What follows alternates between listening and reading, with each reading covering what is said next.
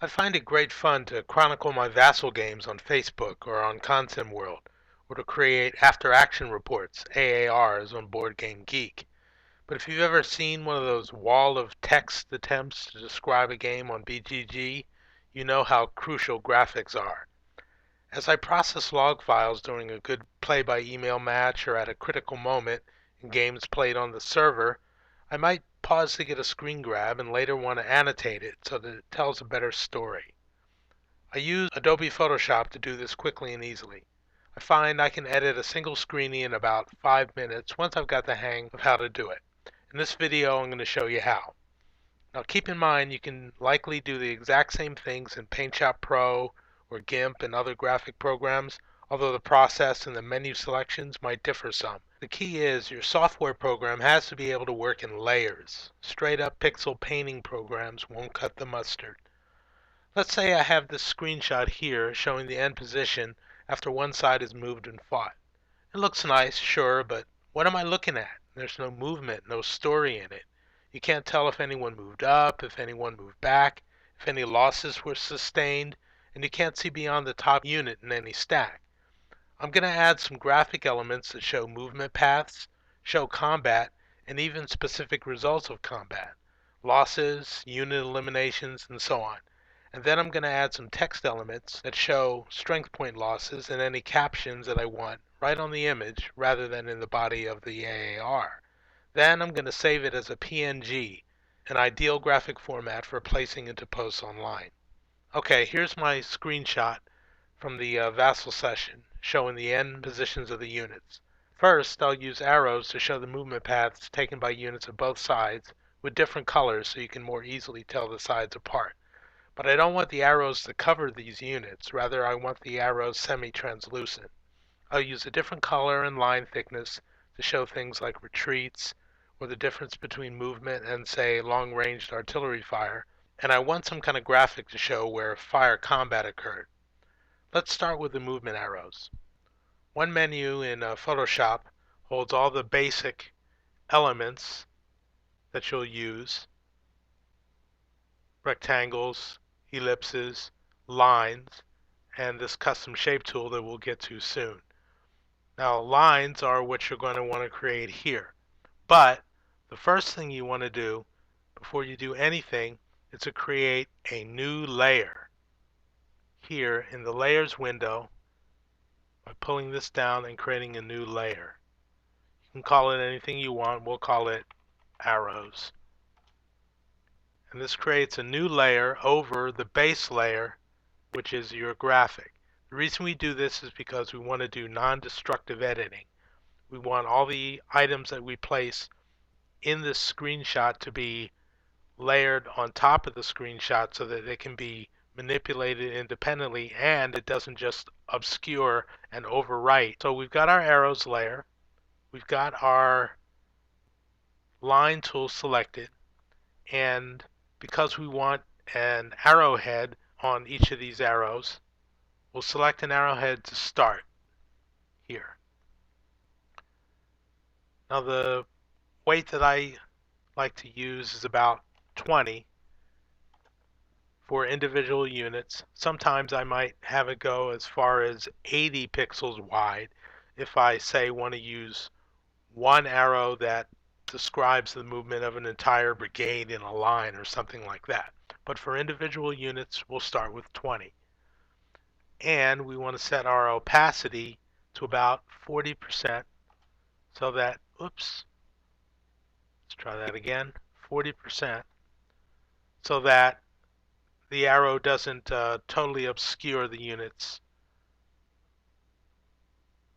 Alright, let's pick a different color here because we want to show where the Union moved rather than the Confederates, so we'll choose a nice dark blue here. Alright, so this unit here, we know this one moved from there. So I can place a nice translucent arrow there. And let's see what else moved. Oh, this unit here you can see move backwards, so we'll place an arrow there. And that was all the movement. Okay. Now, if you have a more complex movement that went in a couple of different directions, you could say start the arrow here, then switch the arrowhead off, and then continue it to show that in this way. If you want to get rid of any of the things that you drew, just use this lasso tool to draw a circle around it, click delete, and it's gone. And you'll notice it's not affecting the underlying image at all. All we're doing is working with the arrow graphics that are here on the arrow layer. If you want to make really nice curves, you can do that as well, but it's a little bit more complicated. Actually, I think I will skip that for now and just go on to something else. Now let's say this unit down here was actually eliminated. The unit was here, but got blasted by this unit here and is going to be eliminated. I moved it here so that I could put it in the screenshot to capture later. Let's say I want to make a notation that this unit was eliminated. Let's create another layer, and we'll call this eliminated unit. Okay. Separate from either one of these other two layers. Now we'll go here and we'll select the elliptical marquee tool, which we can use to create circles with, and we will create a circle around this unit one of two ways. One, we can draw it around that way, or we can hold down the shift key and the arrow or the circle will stay. There we go. Kind of hard to see here because of the terrain, but if we start in, say, 10 o'clock and then drag it straight across here, hold down the shift key while we drag it, the circle will stay perfectly circular. And we can do it that way. Or we can start from the center of what we're trying to circle, the middle of the counter, hold down Alt Shift, and then the arrow or the circle expands from the center. That creates a better effect there. Now that we've got the circle that we want, we don't actually want to fill this entire circle with a color. Rather, we want to make a thin line around it, if you will. So what we're going to do is after we have the circle drawn, we're going to go here to select or selection, modify, border, select that, create a width of about 10 pixels. And as you can see, now we have a 10 pixel wide border around the circle area. We're going to give this, say, an orange color. We're going to use orange to denote things like casualties. And then you can fill it either with the paint bucket tool, or I'm going to undo that, or you could use the brush tool and draw it around that way. Either way works fine. Okay? Now that we're done with that, we're going to create a thin 5-point line of the same color to show where the unit came from when it died. Do it a couple times to make sure it catches, and there we have a circle here. Okay, now let's say we want people to be sure to know that the unit was eliminated. Or, even better, let's show that this unit suffered 3 losses, which, as you can see is equal to its strength, and that's why it was eliminated. So let's create text by clicking the text icon here. I'm going to change the color to a nice bright red here. I already have it set to 14 point, but you can make it even larger if you want. Let's say 16 point. Choose your font, all of that, and then click where you want the text to start. And as you notice, it starts another layer with the text on it separately without having to create a layer first. We'll type in -3 and then we're done. Now,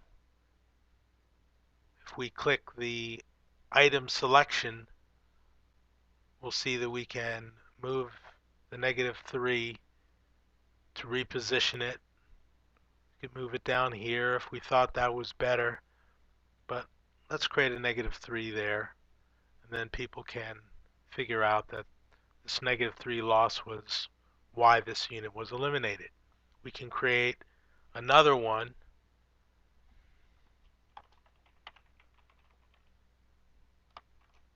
here. Use the selection tool to move it there so that you get the best possible spot for it. Let's say that's the best spot.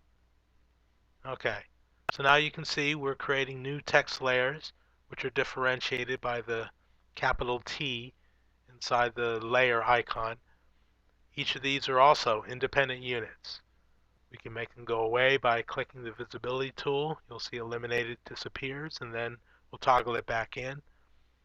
Same thing with the arrows. We can make them all go away at once if we don't want to use them or don't want to see them for any reason. Okay, now let's say we want to show where combat happened, where units were firing at each other, whether or not they did any damage. We can create that by first creating a new layer, and we'll call it combat.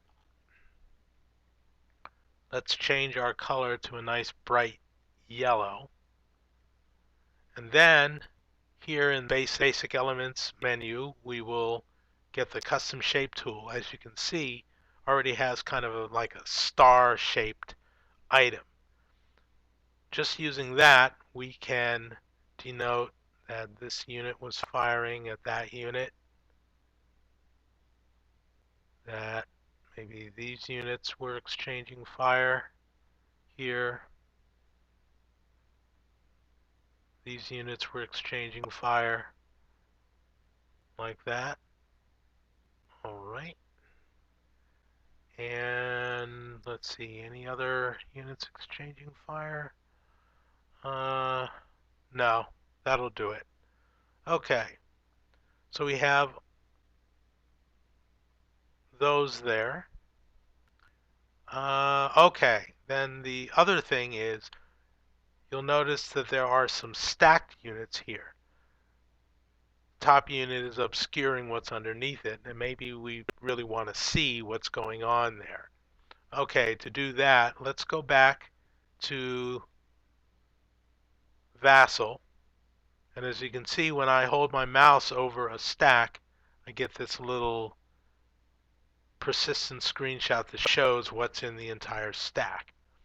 Now, to capture this, because there's a delay here, I need to use the native Windows screen grab utility called Print Screen. Now, if I press the Print Screen button on my keyboard, there'll be a pause of like 3 or 4 seconds, and then the screen will freeze and I'll be able to grab what I want.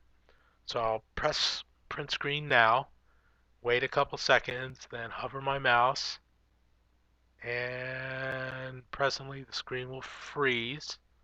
And now I'll be able to drag over the area that I want to capture, click copy, and that puts this graphic in the clipboard memory. Then I click this to get out of Easy Capture Manager. Go back here and click Control N, and that creates a new document, and it's already going to be sized to whatever is in the memory. New document comes up, then I hit Control V to paste, and voila, I have this graphic here. Some things I might want to do with it are to create some kind of more interesting color here, or maybe make it semi-translucent so that it doesn't look like units that are actually on the map. So what I'm going to do here is use the magic wand tool to select the white space. I'm going to hold my shift key to get all of the white space. I'm going to fill it with a very light gray color using the paint bucket tool. I just drop it in these spaces. Now that I've got that, I click Control A, which selects everything. You can see by the little marquee around everything. Control C to copy. Then I go back to my original screenshot, create a new layer, and Control V to paste. And there's the item. Now I want to resize that by clicking the item, and if I click here in this bottom corner and hold shift, it'll maintain the right aspect ratio. So I'll make it so that the actual items are slightly smaller than the unit, so you don't really confuse it. And now that that's there, I'm going to go back to my red again and create with the line tool. I'm going to create a 5-point line that just goes here so that you can tell that this is a inset here. Alright, so now I've got this little inset so that I can see the entire Williams stack and what's in it. I've got strength point losses. I've got the fact that this unit was eliminated and kind of called out here. I've got motion for all of my units. Now this screenshot tells much more of a story than it would otherwise. Now that I'm done with it, the first thing I might want to do is, if I think I might come back in here and do more editing, I might want to save this as a layered Photoshop element, in which case I would simply go to save, and your default is to save it as a Photoshop document. Give it a name, and it'll save it as a Photoshop document. Now I can come back, open this up again, get my layers back, change anything I want. But now let's say I actually am satisfied with this. This is what I want to put in my post. You're going to want to flatten your image first to put all of these items into one graphic so that you can save it as a PNG or a JPEG. Select any of the items and select flatten image. And as you can see, it all becomes one background unit, but the translucency and everything like that is all preserved. Now that I've got that, I can save as, save it as a PNG, save post screenshot, and click save. And voila! And now I've got a hard-working, persuasive graphic that really tells the story of the action in the game.